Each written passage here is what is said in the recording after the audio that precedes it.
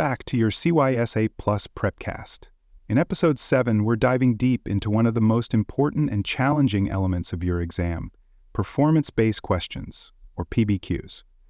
Unlike standard multiple-choice formats, PBQs simulate real-world cybersecurity tasks and ask you to solve practical problems using your analytical and technical skills. In this episode, we'll break down what PBQs are, walk through example scenarios, and guide you through proven strategies to help you approach these interactive questions with clarity and confidence. Performance-based questions are built to test not just what you know, but what you can do. Instead of selecting answers from a list, you'll be asked to apply your knowledge in simulated environments. You might be asked to review logs, configure devices, analyze scan reports, or walk through an incident response workflow. These questions closely mirror actual tasks you might perform in a security operations center or while working as an incident responder. That makes PBQs more demanding than multiple-choice questions, but also more reflective of your professional readiness. Unlike traditional questions that reward memorization, PBQs require deliberate thinking and hands-on judgment. For example, you might be presented with simulated SIEM output, security information and event management logs, and asked to identify signs of compromise. These logs may show repeated failed logging attempts, unauthorized access, communication to external addresses, or abnormal port usage. Each of these indicators could represent an ongoing threat, and your job is to interpret them within the context provided. This format evaluates your ability to detect anomalies using real tools and data. Let's break down a specific example. Imagine you are presented with log files from a simulated SIEM interface. You're told a potential insider threat has been reported. Your job is to identify the relevant indicators and determine whether unauthorized data exfiltration occurred. You begin by scanning the logs for suspicious behavior, look for multiple failed logins, access to sensitive directories, large file transfers, and connections to unfamiliar IP addresses. The key is to stay calm, filter out normal activity, and focus on high-risk patterns. Once you spot suspicious entries, your next task is to correlate the data. Are the same user accounts involved in multiple anomalies? Is traffic leaving the network during unusual hours? Can any of the IP addresses be matched to known malicious hosts or blacklists? Matching this data with common indicators of compromise, like beaconing behavior, unexpected protocols, or known malware activity, helps build the full picture. The goal is not just to point to a suspicious log, but to piece together the story that it tells. Another frequent type of PBQ is vulnerability analysis. In these questions, you may be shown a vulnerability scan report with CVSS scores, asset types, and system roles. Your task is to prioritize remediation steps. This involves more than just selecting the highest scoring vulnerability. You must also consider business context. For example, a lower severity vulnerability on a public-facing web server might be more urgent than a critical vulnerability on an isolated test machine. The exam is looking for your ability to apply judgment, not just read numbers. To approach vulnerability prioritization, PBQs, examine each entry carefully. Consider whether the asset is exposed to the internet, whether it supports a critical business function, and whether there are known exploits available. Prioritize vulnerabilities that pose the highest risk when context is factored in. This simulates real-world triage, where time and resources are limited and decisions must be made strategically. Practicing with real vulnerability scanners and learning to read reports from tools like Nessus or OpenVAS can help tremendously here. You may also encounter PBQs that ask you to configure or troubleshoot security tools. A typical scenario might involve setting up firewall rules based on specified policies. You'll be asked to allow or deny certain types of traffic, define port ranges, or apply access control to specific IP addresses. These configuration tasks mirror what a junior analyst might do in a live environment, and accuracy matters. A misconfigured rule could either block legitimate traffic or leave an attack vector open. When handling configuration-based PBQs, always start by fully understanding the security policy you're being asked to enforce. Identify which services should be allowed, which networks should be blocked, and any exceptions that must be configured. Once you begin making changes, proceed methodically, Configure one rule at a time. Double-check syntax and confirm that your setup matches the scenario requirements.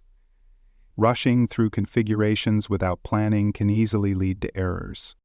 Some PBQs might also involve working with intrusion prevention systems or adjusting detection rules. These questions test your ability to translate security policies into technical controls.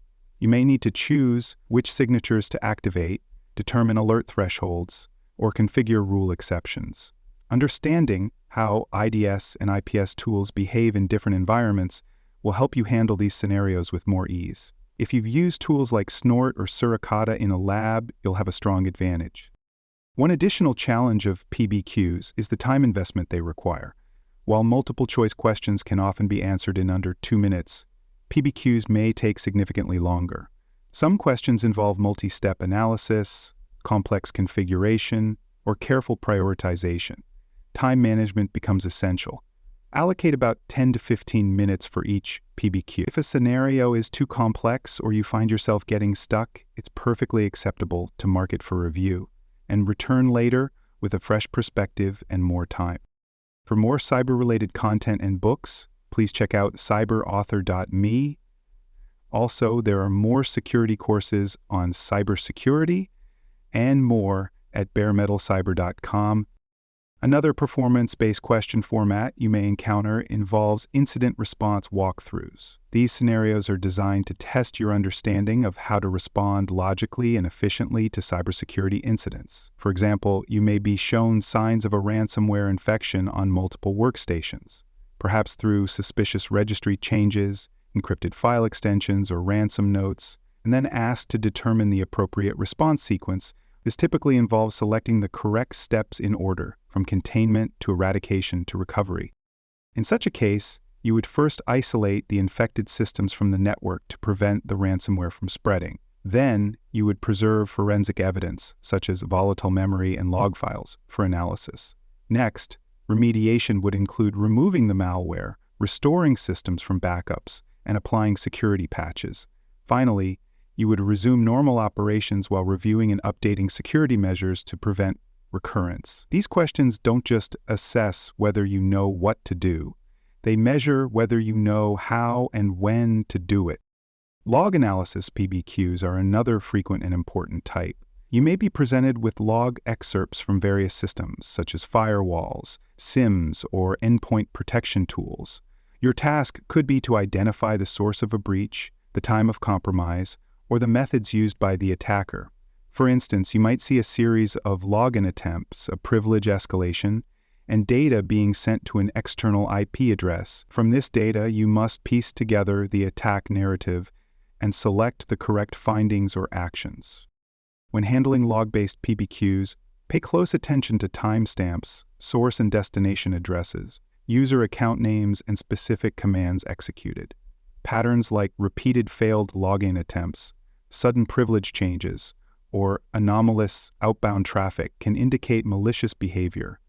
Your goal is to identify these indicators while filtering out normal activity. Accuracy in this area requires a methodical eye and the ability to interpret sequences logically, both skills that are central to security analyst roles and heavily emphasized in the CYSA+ exam.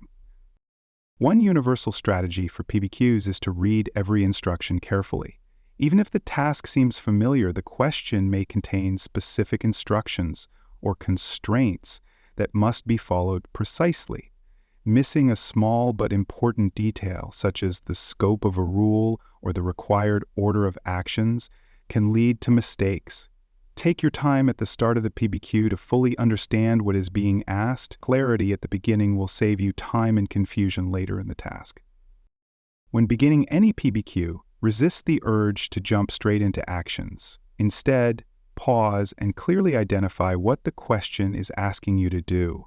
Determine whether the goal is analysis, configuration, prioritization, or sequencing. From there, develop a mental outline or checklist of how you'll proceed.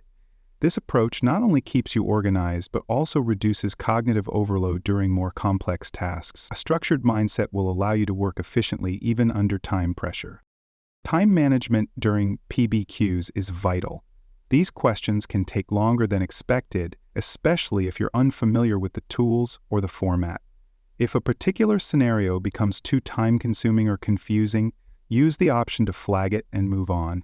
It's better to return with a fresh perspective than to get stuck and lose valuable time needed for other questions.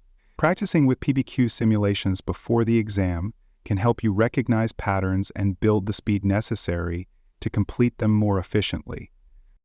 In preparation, make PBQ practice a regular part of your study routine.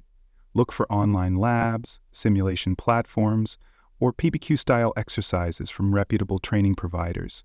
These resources replicate the look and feel of the real exam, giving you a more accurate sense of how questions will appear and how they're scored.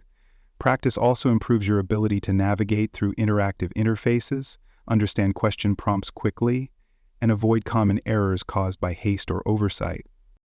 While PBQs can feel intimidating, remember that they are designed to reflect the real-world tasks of a cybersecurity analyst. If you've been practicing with logs, working in virtual labs, configuring tools, and reviewing scan results as part of your study routine, you're more prepared than you realize. These scenarios aren't traps, they're opportunities to demonstrate your skills in action. Treat each one as if you're on the job, using your training and instincts to solve a live problem. To build confidence, visualize yourself succeeding. Approach PBQs with a mindset of calm and control. You've studied for this, you've practiced, you've built a foundation of analytical skills and practical knowledge. The PBQs are simply a stage where you demonstrate what you already know. Keep your pacing steady, trust your preparation, and remember that each correct step brings you closer to passing the exam. In summary, performance-based questions on the CYSA Plus exam test your real-world capabilities in cybersecurity analysis and response. They challenge you to think critically, apply tools and strategies, and make decisions in simulated operational settings. By understanding PBQ formats, practicing consistently, and maintaining a calm, structured approach, you'll greatly improve your ability to navigate these scenarios successfully. Stay tuned for our next PrepCast episode, where we'll continue preparing you for CYSA Plus success with domain-specific content and actionable study strategies. Thanks for listening. To learn more about cybersecurity, please visit baremetalcyber.com. There you will find best-selling books, videos, and even more free cybersecurity training courses. Please subscribe to the PrepCast and our various podcasts.